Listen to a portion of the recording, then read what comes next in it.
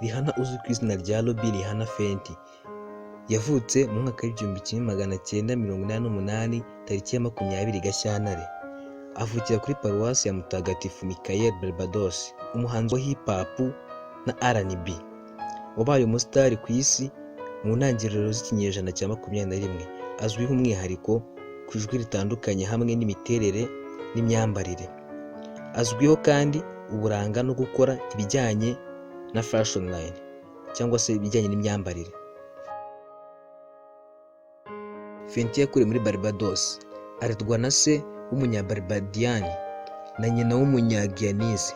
Akiri umwana yumvaga umuziki wa Caraïbe nka reggae ndetse na hip hop y'Abanyamerika na R&B.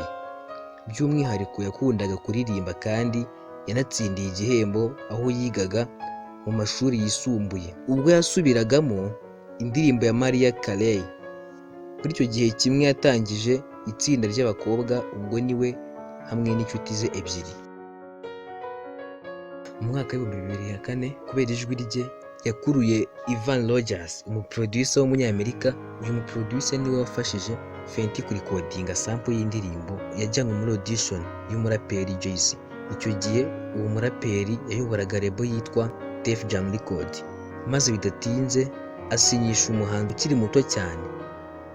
Nuko mu kuba umuhanzi wabigize umwuga yakoresheje izina rye ryo hagati ari ryo Rihanna. Hamwe n'indirimbo ye Dance Hall Pon de Pla 2005, Rihanna yahise afata imitima y'abantu benshi ku isi. Yahise agira hiti cyangwa se icyo twakwita kumenyekana mu rurimi rw'ikinyarwanda. Kumenyekana kw'iyi ndirimbo byatumye igurishwa cyane kubera amashusho yayo. Rihanna yashatse guhindura isura yarasanganywe abifashijwemo n'abafatanyabikorwa bakomeye nka Timbaland ndetse na Justin Timberlake. Ngenera Toxic Imani, mukomeze mukore subscribe, like, share and comment, mukore no kunzogera kugira ngo mubashe gukurikirana ibyegeranyo byacu umunsi ku wundi. Ndabashimiye cyane.